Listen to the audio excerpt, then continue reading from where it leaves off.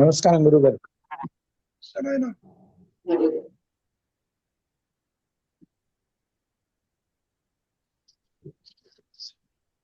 అది మొదలు పెట్టి గురువు గారు ఎందుకంటే ఉన్నదే 30 minutes. మనలో స్వతసిద్ధమైన ఆచ్ఛాదన లేని దివ్య జ్ఞానము అంటే అహంస్ఫురణ కొత్తగా కల్పించబడేది గాని పొందబడేది గాని కాదు. అది శాశ్వతమైనది. మరి ఈ స్టేట్మెంట్ అర్థమైందే మరి? గురువు గారు అంటే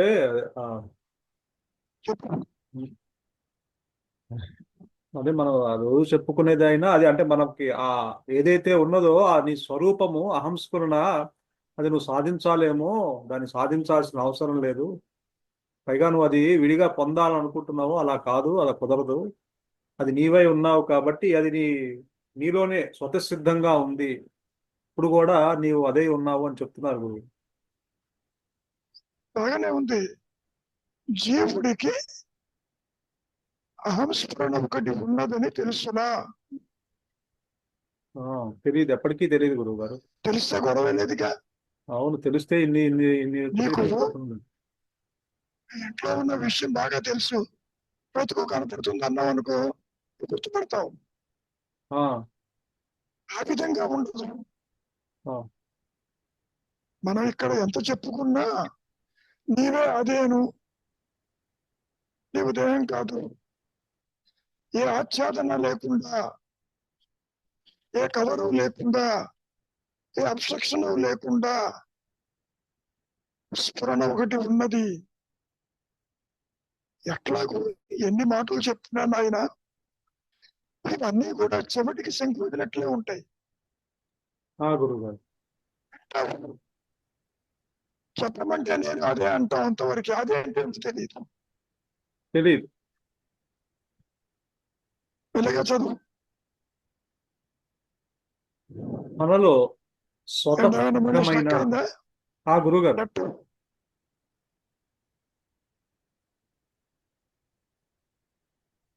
గురుగారు వినిపిస్తుందా?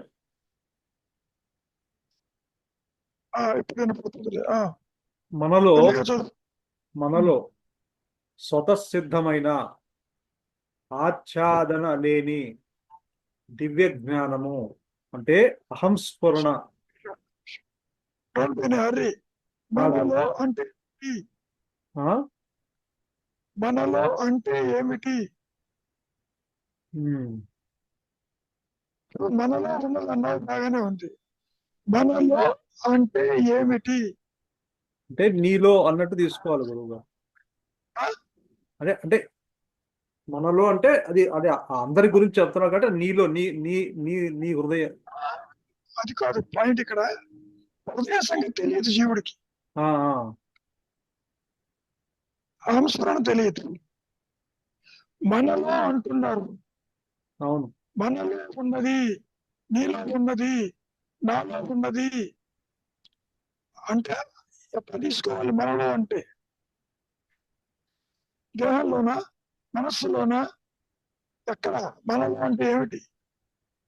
అంటే వీటన్నిటికీ ఆధారంగా ఉన్న నీకు నాకు మనందరికీ ఆధారంగా ఉన్నది. ఆధారం ఈజ్ ఓకే. మనలో అంటే ఏమిటి? ఎట్లా తీసుకుంటాం? తెల్లగా అందరికీ వచ్చే ఆలోచన అంటే నాకు వచ్చే ఆలోచన అంటే గురుగారు, మనలో అంటే నాలో నేను అంటున్నాం కాబట్టి నేను అనేది నీకు లోపల నుంచి వస్తుంది కాబట్టి ఆ నేను నీలోనే ఉంది. నీలో నేను నీలోనే ఉన్నది అంటే మరి నీకెందుకు తెలియదు? మనలో ఉన్నదన్నారు, నీవే అదన్నారు. ఎట్లా తీసుకోవాలి? మనం ఏ విధంగా వెళ్ళాలి? నేను ఎంత వెతికినా ఈ వ్యక్తిత్వంతో లోపల ఉన్న అహంస్ఫురణ నీకు ఏమన్నా కనపడుతుందా? కనపడదు. మరి మనలో ఉన్నది ఏ విధంగా చెప్తావు? నీలో ఉన్న కోరికలు చెప్పమంటే చెబుతావు. బంధమని, ఇష్టమని, అయిష్టమని, ఇది మంచి అని, ఇది చెడు అని ఇవి చెబుతావు బాగా. గురుగారు అవును. నీలోనే ఉన్నది, అహం స్మరణ ఉన్నది అని ఎలా తీసుకుంటాం మనం? ఏకంగా అప్రోచ్ కావాలి. చెప్పినాయన నీలో స్వతసిద్ధంగా ఉంది అంటున్నారు ఇక్కడ. నిజమే, స్వతసిద్ధంగా ఉన్న సంగతి జీవుడికి తెలుసునా? ఎంతసేపు ఇదేమనుకుంటున్నాడు అదే నువ్వు రకంగా చెప్పు, దేహాన్ని ఇవ్వను యాక్సెప్ట్ చేస్తాడు. అవును. సంసారము నీవేను యాక్సెప్ట్ చేస్తాడు. జగత్తులో పుట్టాను యాక్సెప్ట్ చేస్తాడు. నా వాళ్ళు, నీ వాళ్ళు, తరాయి వాళ్ళు ఇది యాక్సెప్ట్ చేస్తాడు. గురువు గారు న్యాయము అన్యాయము యాక్సెప్ట్ చేస్తాడు. కానీ నీలో ఉన్నటువంటి స్వతసిద్ధమైన, అంటే దేనితోనూ సంబంధం లేకుండా దానంతటది స్వయం ప్రకాశమై ఉన్నటువంటి అహం స్ఫురణ. కానీ ఇక్కడ చిన్న మెలుకుంది నాయన. ఎంత నీరు చెప్పినా అహం స్ఫురణ ప్రకాశంలో జీవుడు లేడు, జగత్తు లేదు, ఈశ్వరుడు అంతా ఎగిరిపోతుంది. మరి నీలో అట్లా చెప్తా అవును. ఎలా ఉంటుందంటే, ఒక ఆభరణంతో మాట్లాడుతున్నావు, నీలో ఉన్నది బంగారము, స్వతసిద్ధంగా ఉన్నది బంగారం వేను అని. బంగారాన్ని తెలుసుకోగలదా? లేదే.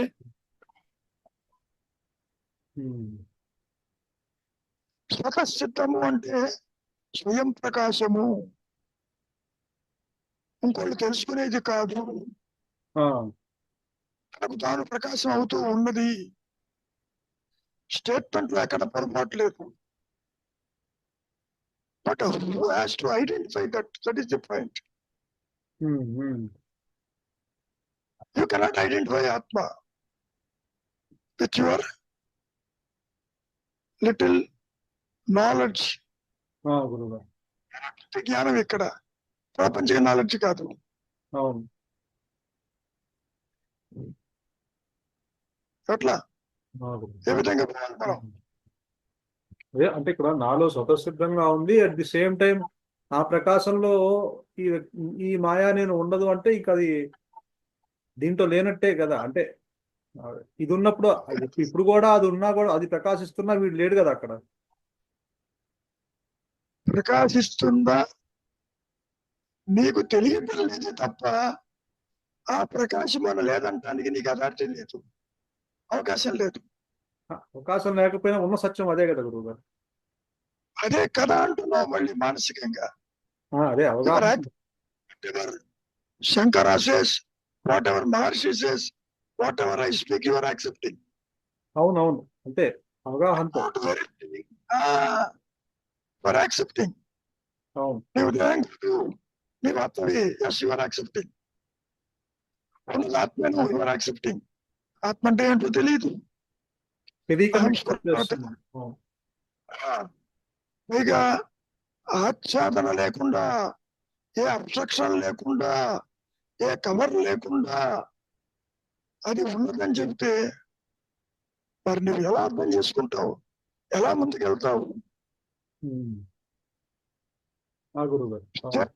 Very comfortable, but when it comes to application you find it very difficult. ఇందులో ఏ ఒక్కటి మనము తెలుసుకోలేము, ఏ ప్రతి లైను తెలుసుకోలేని పరిస్థితిలో ఉంది ఈ మనసులో.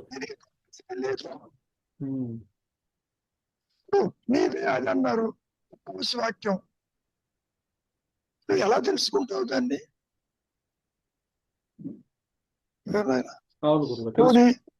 అహంకారం ఉంటూ తెలుసుకోగలరా? ఇంపాసిబుల్. అహంకారం లేకపోయిన తర్వాత ఏదుందో నీకెందుకు, ఉందో లేదో నాకు తెలియదు. ఇక్కడ ఇంద్రియాలతోటి ప్రపంచాన్ని, సంసారాన్ని చూస్తున్నావు, బంధాలు చూస్తున్నావు, మంచి చెడులు చూస్తున్నావు. ఇష్టాలు చూస్తున్నావు, ఇవన్నీ అర్థం అవుతాయి. అవును. ఎప్పుడైతే నువ్వు దేహం కాదు నీవే అహంస్ఫురుడు అన్నప్పుడు అక్కడ పచ్చి వెలక్కాయ మింగుడు పడదు, కొంతలో ఇరుక్కుంటుంది. ఉమ్. అవును. నాయన ఇది ఎప్పుడు ఎంత చెప్పినా తన తను తాను దుఃఖించుకోదు, కన్ను తాను పొడుచుకోరు అన్నట్టుగా తన మనస్సు ఈ మనస్సుతో అది తన సత్యాన్ని ఒప్పుకోదు. ఇక్కడ ఒప్పుకోవటం కాదు, అనుభవానికి దీనికి రానప్పటికీ పాయింట్ అది. అవగాహనకు వచ్చిన అనుభవానికి రాదు. ఇప్పుడు దేవుడు ఉన్నాడు, అందరూ బలామని గుళ్ళు వెళ్తున్నారు, నా ప్రాబ్లం. ఉన్నాడు అనేది ఎవరికి తెలియదు. అవును. ఇది పవిత్ర స్థలము, ఊరుతున్నారు, తేలుతున్నారు, వెళ్తున్నారు, ఓకే. అది అవునా కాదు కూడా తెలియదు, చెప్పాడు, పరిగెత్తాము, అవును. It's okay. Is it not? అవును గురువు. రమణాశ్రమం చాలా పవిత్రమైనది, యాక్సెప్ట్ చేస్తూనే వెళ్తున్నావు. అవునవును. సో ఈ పవిత్రత అనే భావన కూడా ఏర్పడింది నీకు కొంతవరకు. ఈ మనస్సు ఏది చెప్తే అది దాంతో పరిగెడుతున్నాం. ఏది ఫీడ్ చేస్తే అది పోతున్నావు నువ్వు. అవునవును. ఇప్పుడు బలాని చోటే భగవంతుడు ఉన్నాడు అంటే ఆయన యొక్క ఎక్స్పాండెడ్ కాన్షియస్నెస్ ని పరిమితం చేసినట్టుగా. అంతే కదా గురువు. మరి అవును. మరి పవిత్రత అంటే దాంతో మన అపవిత్రం కూడా ఉండాలిగా. పవిత్రానికి అపవిత్రానికి అతీతంగా ఉంటుంది ఈ అహంస్ఫురణ. న్యాయ అన్యాయాలకి, మంచి చెడులకి, ఇంకా చెప్పాలంటే నాయన జనన మరణాలకి గురువు గారు. అవును. ఉన్నది లేదు. నువ్వు ఎన్ని రకాలుగా చెప్పదలుచుకున్నా నీవు సూచించలేవు, అక్కడ లోపం లేదు. కానీ your search for that is very very difficult. నీ దృష్టేమో ప్రపంచము, సంసారము, దేహము, బంధము, కష్టము, సుఖము ఇక్కడ ఉంది. అవును. పోనీ నీలో ఉన్నది అన్నారనుకో, ఎంత వెతికినా నువ్వు ఉంటూ అహంస్ఫురణ తెలుసుకోలేవు. అహంస్ఫురణ ఉంటే అహం దేహం ఉండదు, అహం దేహం ఉంటే అహం స్ఫురణ ఉండదు. అంటే నీలో ఉంది అంటే అట్లీస్ట్ బయట వెతకటం ఆపేస్తాడుగా. అనేది బయట లోపల లేదుగా, లోపల అనుకుంటే బయట చూస్తున్నావుగా. నువ్వు బయట చూసేది కూడా లోపలే ఉంది. లోపల సంకల్పం వస్తే బయట చూస్తున్నావు. దేహాదులు, సంసారము, కష్టము, సుఖము, జననము, మరణం చెప్పినట్టు నువ్వు లోపల నుండి చూస్తున్నావు నాయన. బయట ఏమన్నా ఒక్క వస్తువు చెప్పిందా నీకు అది ఉన్నట్టు? లేదు లేదు. అని దేహం చెప్పిందా నీ దేహం ఉన్నట్టు? ఎట్లా వెళ్ళాలి? అదే అంటే అట్లీస్ట్ అదే భగవాన్ దానికో అంతర్ముఖం అనే ఇది పెట్టారు అక్కడ కండిషన్. ఎట్లయినా అంటే బయట వెతకడం మానే అట్లీస్ట్ లోపల చూడు అంటున్నారు కదా. లోపలికి చూసేది కూడా నువ్వు బయట చూస్తున్నావు. That is my point. లోపల చూస్తున్న విషయాలు నీకు బయట గోచరం అవుతున్నాయి లేవా? గురుగారు. అవును. సో నీకు ఏ సంకల్పం వచ్చినా బయట చూస్తున్నావు. సో లోపల బయట అంటూ ఏది లేదు. మరి ఇప్పుడు లోపల అనుకుంది బయట చూస్తున్నావు లేదా? చూస్తున్నాం. మరి నీకు వచ్చిన భావన, ఆలోచన లోపల అనుకుంటున్నావు. ఆ అనుకున్నదే బయట కనపడుతుంది రేపు. ప్రేమ, సంసారము, మంచి చెడు ఈ చెట్లట. ఆ గురుగారు అవును. ఇది కావాలి, ఇది బాగుంటుంది, ఇది లేదు, ఇవన్నీ నువ్వు అనుకునేవేగా. ఉమ్. నువ్వేమనుకుంటున్నావు? నేను లోపల అనుకుంటున్నాను, బయట దాని గురించి కాదనుకుంటున్నావు. కాదు, నువ్వు లోపల అనుకున్నా నీకు అన్యంగా అనుకుంటున్నావు. లోపల పాయింట్ అది. అవునవును. లోపల యాత్ర చేస్తున్నావు, వెళ్ళక్కర్లేదు, ఇంట్లో ఉంటున్నావు. చూసినట్టు లోపల మానసికంగా జరిగినా అది విడిగా జరుగుతూనే ఉంది. దాన్ని గమనిస్తూనే చేస్తుంది. మానసికమైన నీకు అన్యమే. అవునవును, మానసికమైన అన్యమే. ఇప్పుడు ఎలా తీసుకోవాలంటే నాయన, అహంకారము స్థూల సూక్ష్మ దేహాలతో ఇక్కడ ఆడుకుంటూ ఉంటుంది. దేహంతో కలవదు, దేహంలోనే ఉంటుంది. మనస్సుతో కలదు, మనస్సుతోనే ఉంటుంది.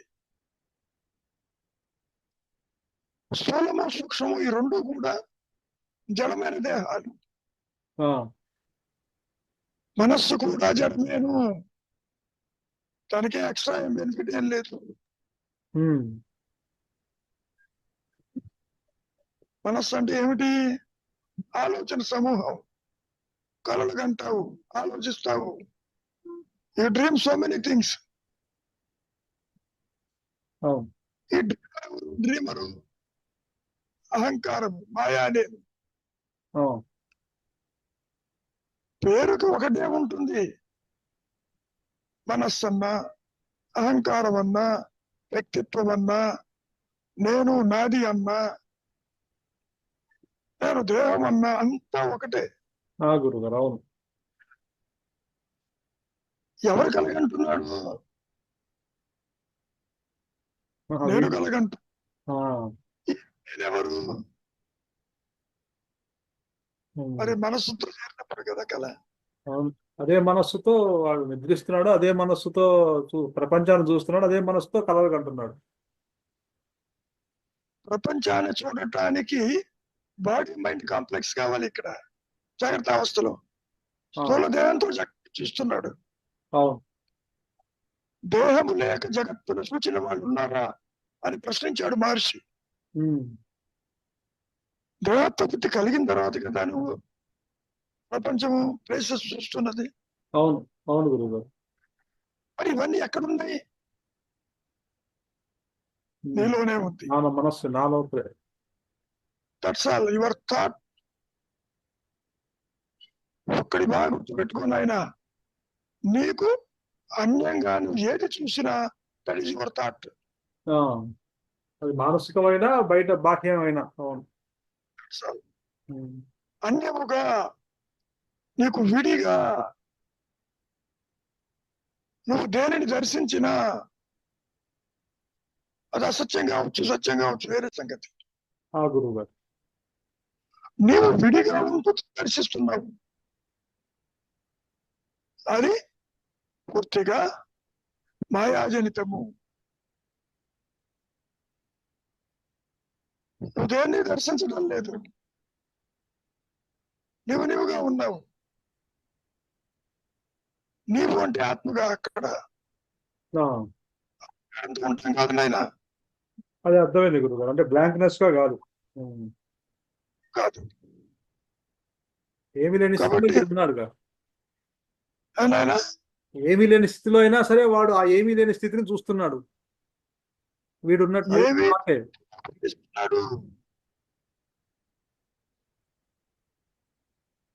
ఆ గురువు గారు గుర్తిస్తున్నాడు. ఆ ఏమీ లేని స్థితిలో ఆ ఏమీ లేని తనాన్ని చూస్తున్నాడు అంటే అది కూడా ఒక ఆలోచనే. అంతేగా మరి. ఇక్కడ ఏమీ లేదు. ఆ మాట కూడా అన్నారుగా మహర్షి, లోపలిపోతే ఏమీ లేదంటావు, శూన్యం అంటావు. ఆ శూన్యాన్ని చూసేది ఎవరు? అల్టిమేట్ గా అహంకారం లేదు, ఉన్నది ఆత్మని సూచించడం అంతవరకే. ఎవరు కూడా ఆత్మని ప్రకాశింప చెయ్యలేరు. లేరు లేరు. ఎవరైనా గురువు గారా. పైగా ఇంకో విశేషం మీరే. ఏంటంటే చదివిన దాంట్లో నీలో ఏ ఆచ్ఛాదన లేకుండా ఉండదు అంటున్నావు. అవును, అసలు నీకు దానికి సంబంధం లేదు. చదువు ఇంకోసారి. మనలో స్వతసిద్ధమైన ఆచ్ఛాదన లేని దివ్య జ్ఞానము అంటే అహంస్ఫురణ కొత్తగా కల్పించబడేది గాని పొందబడేది గాని కాదు, అది శాశ్వతమైనది అంటున్నారు. ఎలా చెప్తాడు ఆయన? ప్రకాశం తర్వాతనే కదా. ఆ స్థితిలో ఉండి చెప్తుంది మాటలేవు. ఇప్పుడు ఎవరు వచ్చినా ఏమంటున్నారు? నువ్వే అది, నువ్వే అది. అవును, ఆత్మ is untouched by the maya. దానికి అబ్స్ట్రక్షన్ లేదు. బాగానే ఉన్నంత ఆత్మ అనుభవం తర్వాత చెబుతున్నారు. How to realise your true nature. There is no methodology, there is no sadhana. గురువు. ఏమైనా there is no realisation also. ఎవరు రియలైజేషన్? ఎవరికి? బావుకి రియలైజేషన్ తాడని, జీవుడికి రియలైజేషన్ తాను ఆత్మ అని. పాము లేదన్న సంగతి అసలు తాడుకు తెలియాల్సిన అవసరం లేదుగా. ఇక్కడ కూడా తాడు పావుని గుర్తించదు, అసలు గుర్తించదు. ఆత్మ అహంస్మరణ కూడా జీవుణ్ణి జగత్తుని ఈశ్వరుని గుర్తించదు. అదే అంటే రియలైజేషన్ అంటే ఇప్పుడు ఆత్మకి తెలియాల్సిన అవసరం లేదు, అసలు జీవ జగత్ ఈశ్వరుడు లేరు, ఉన్నది నేనే అన్నది తెలియాల్సిన అవసరం లేదు కదా దానికి. ఇక్కడ నీకు తెలియాల్సిన అవసరం ఉంది. ఏ అర్థమవుతుందో ఉన్న మాయా నీకు తెలియాల్సిన అవసరం ఉంది. కానీ ఇది కాదు, అయాం తట్టాయామ, అది పాయింట్. ఆయన ఆత్మ ప్రకాశం తర్వాత కూడా దేహము జగత్తు కనపడుతుంది. ఇదే కాదు, దీనికి ఎక్స్పైరీ డేట్ ఉంది. అప్పుడు చెబుతున్నారు ఇదంతా దానిలో ఉంది.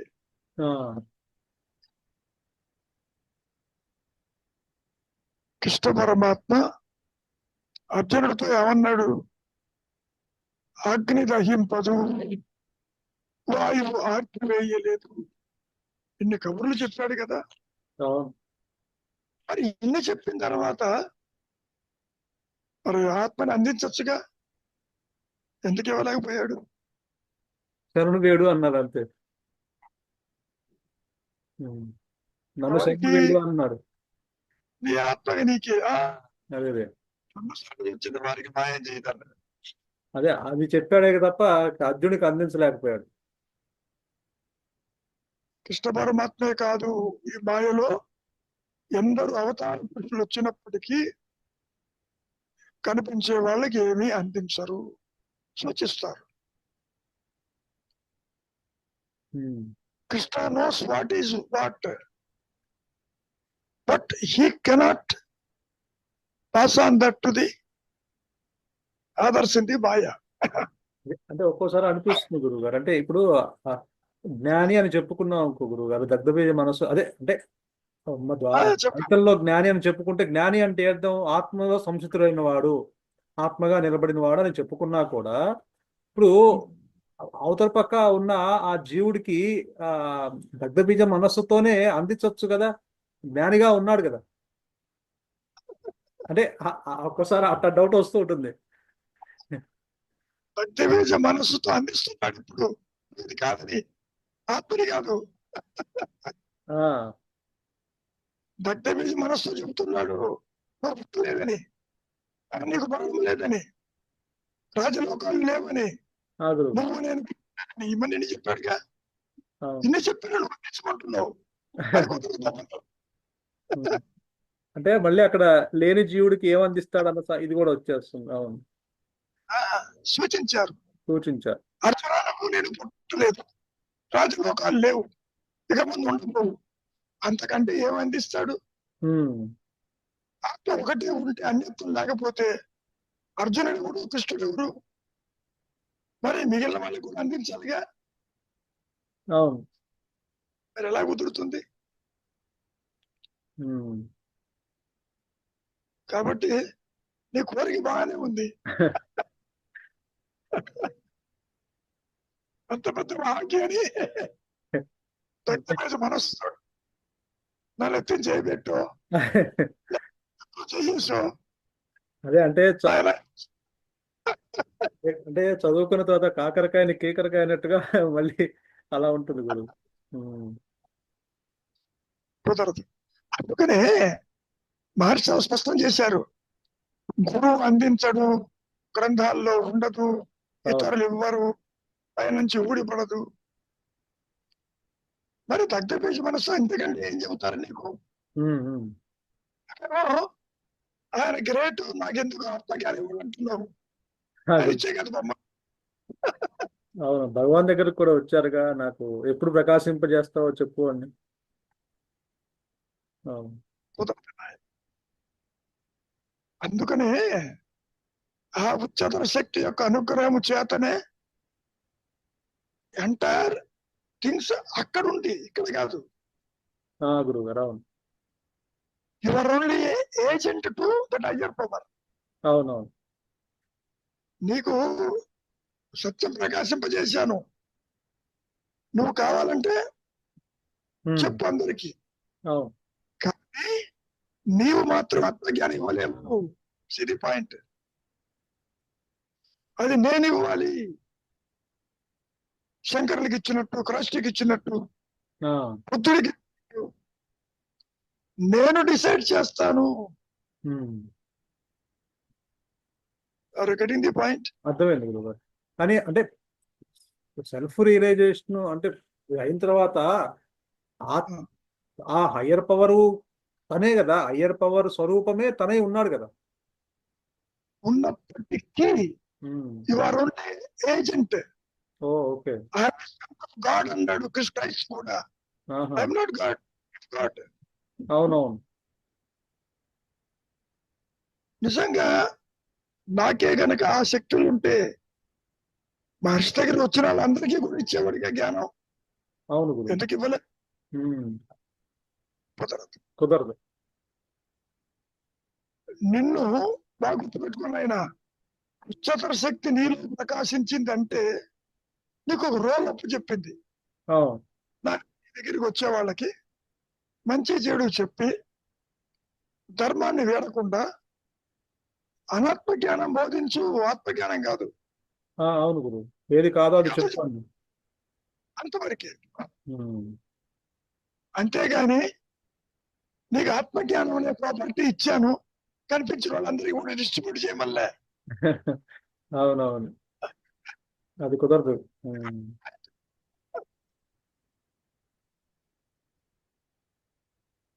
చాలా విచిత్రంగా ఉంటుంది నాయన. అవును.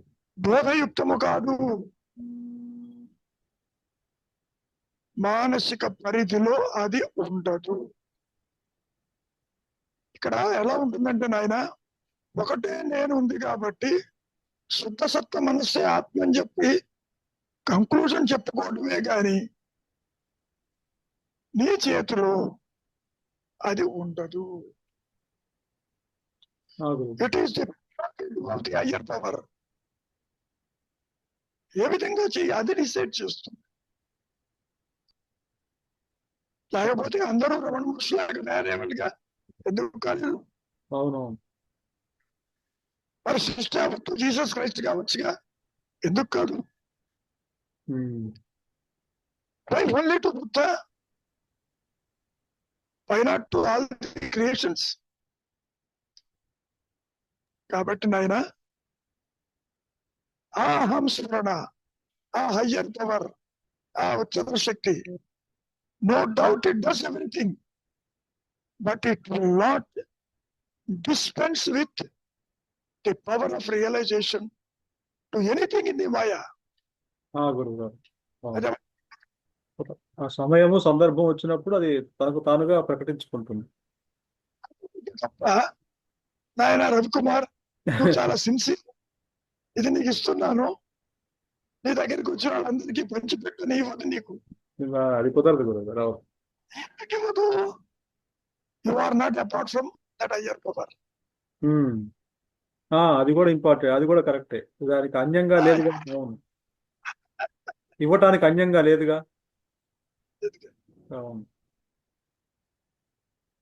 ఏనాయనా అర్థమైంది గురుగారు. అవును. క్లారిటీ.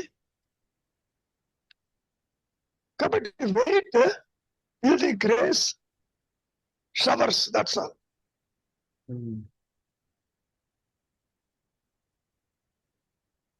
అది ఏ ఆశ్చర్యం లేకుండా ఉన్నది. there is no doubt about it. అది నీ స్వరూపంగా అది రివీల్ చేయాలి. అది ఎందుకని అనుకోవటం కాదు. I am that, I am this.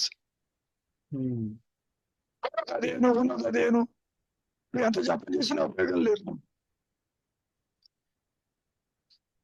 ఏనాయనా? అవునవును. ఏమా సరోజ, కాసేపట్లో అదృష్టం అయిపోతావు, చెప్పు. గురుగారు, అది ఇక్కడ ఒకటి అడుగుదాం అనుకున్న గురుగారు. సంపూర్ణమైన జ్ఞానం ఉదయించడంతోనే అజ్ఞానం తొలగిపోతుంది. ప్రారబ్ధ మూలమైన అజ్ఞానము యొక్క విక్షేప శక్తి మాత్రమే కొంతకాలం ఉంటుంది అన్నారు. అదేంటి గురుగారు? అక్కడ నాకు అర్థం కాలేదు. నేను నెత్తి మీద ఫ్యాన్ తిరుగుతుందా, కరెంట్ పోతే ఆగిపోతుంది, అది కొంతకాలం తిరుగుతుందిగా. అదే చెబుతున్నారు ఇక్కడ.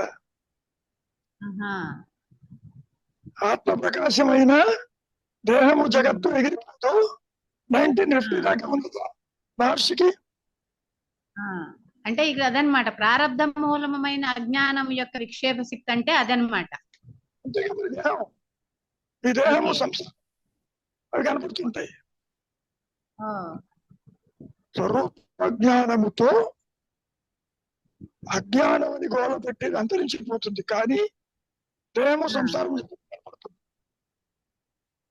But he is not attached to that సంసార ఆర్ జగత్తు. అనేవాళ్ళు లేడు అక్కడ, వ్యక్తిత్వం లేదు. గురువు గారు, ఎండమావుల్లో నీళ్లు లేకపోయినా కనపడుతుంది ఇక. అవునండి, అట్లా కనపడుతుంది అంతవరకే. ఈ అనేది లేదు అక్కడ. గురువు గారు, ఆయా మాత్రమే ఉంటుంది, జ్ఞానం ఉంటుంది. గురువు గారు, అది ద్వైతంలో మిగులు పడదు, అర్థం కాదు. గురువు గారు, ఏమా అర్థమైంది గురువు గారు, క్లియర్ అయింది. ఏమన్నా ఉందా? సరోజకి అర్థమైంది?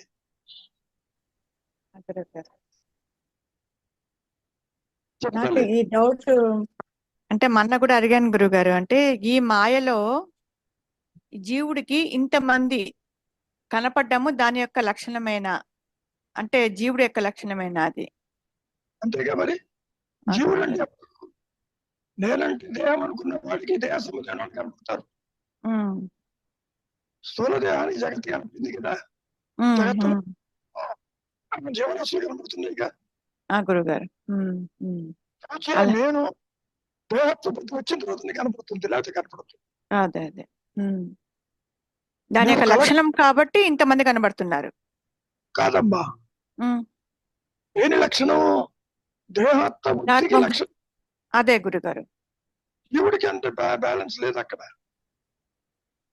నిద్రపోతూ హాయిగా ఉండవు, ఆత్మగా ఉండవు. ఎప్పుడైతే దేహాత్మ బుద్ధి బయటికి వచ్చిందో అప్పుడు ఇతరులను చూస్తున్నావు, జగత్తును చూస్తున్నావు, ప్రదేశాలు చూస్తున్నావు, బంధుత్వాలు చూస్తున్నావు. అంటే దేహాత్మ బుద్ధి గల మాయ నేనకి అంటున్నారు, జీవుడికి కాదంటున్నారు మీరు. జీవుడు అంటే ఎవరిని ఉద్దేశం? వాడేగా, వాడే మాయననే. అదే గురుగారు, అంటే దేహాత్మ బుద్ధి వచ్చిన తర్వాత వాడికి ఇతరులు కనబడుతున్నారు, లేకపోతే కనపడరు. కనపడలేదుగా. నిద్రలో స్థూల డీలింగ్ అయినట్టుగా. అవును గురుగారు, అదే నా డౌట్ ఏమంటే దేహాత్మ బుద్ధి వచ్చింది కాబట్టి అది దాని యొక్క లక్షణము కదా అని చెప్పేసి అడుగుతున్నాను. అలా కనపడ్డము దాని యొక్క లక్షణం అని అడుగుతున్నాను. దేని లక్షణం? దేని లక్షణం? దేని లక్షణం కాదు, ఆ, తన ఉన్న ఆలోచన వాసనల ఒక ప్రభావం. ఆహా, ఓకే గురుగారు. చూడలేడుగా, కోరికలతో చూస్తాడు. ఉమ్. కోరిక ఉన్న చోటే అదే ఆత్మబుద్ధిని తీసుకెళ్తాడు, ప్రదేశాలు తిరుగుతాడు, పెంచుకుంటాడు. అంటే ఆలోచనల సంస్కారాల వల్ల చూస్తున్నాడు. Correct, you know your right. గురుగారు. సంస్కారమే లేదు, దేహంతో ఉన్న ఉపయోగం లేదు. గురుగారు. ఇప్పుడు నీకు స్వీట్ తినాలనిపిస్తుంది, అదేమిటి పండి బజార్కి వెళ్తాం, అన్ని అవే కనపడతాయి. అవును, ఆలోచన వల్ల, నీ కోరిక వల్ల అది కనపడుతుంది. అదే అమ్మా, మాంబళం వెళ్ళావు, మామిడి పండు తిన్నాడు, దాని పేరు మాంబళం, అన్ని మామిడి పళ్ళు కనపడతాయి. అవును గురుగారు.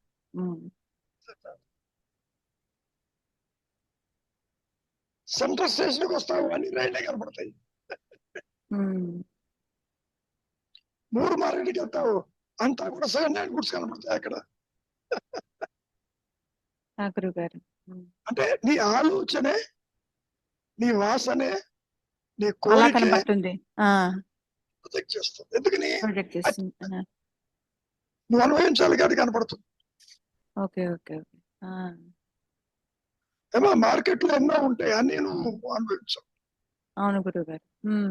మంచి హోటల్కి వెళ్ళావు అనుకో, అన్ని తినవు, నీ అవును. ఏది లోపల మాత్రమే తింటావు. అవునవును గురుగారు. అవునవును. Is it not? అర్థమైంది. వాటి సరుకుడు అని అడుగుతావు, ఏదో పేరు చెబుతున్నాగా అంటావు, పడతామంటావు, అంతే, అంతవరకే. కానీ ఇది అంటే చాలా అంటే ఈ మాయలో అంటే ఈ వాసన కోరికల వల్ల ఇతరులు ఇలాగా కనపడడం అనేది గురుగారు. నువ్వు ఒకళ్ళు దాన్ని ఏర్పరచుకోవాలంటే డిజైన్ ఉండాలి, అది మందం ఎందుకు ఉంటుంది? ధనం ఆశ ఉన్నది, బాగా ధనం సంపాదన మొదలు పెడతావు, ఆశలే ఉన్న చాలు. It is the root cause for the desire to all these things. నీకు మిజరీకి కారణం డిజైర్, లేకపోతే వాటితో నీకేం పని? అదే అంటే అవి సబ్ కాన్షియస్ లో ఉండడం వల్ల అవన్నీ బయటకు వచ్చి అలా కనపడ్డామా గురుగారు? కాన్షియస్ లో కూడా అవే ఉంటాయి. సబ్ కాన్షియస్ అంటే ఇతరులు అనుభవించేది, జాగ్రత్తలో పోతా ఉంటాడు, స్వీట్లు తింటాడు, సబ్ కాన్షియస్.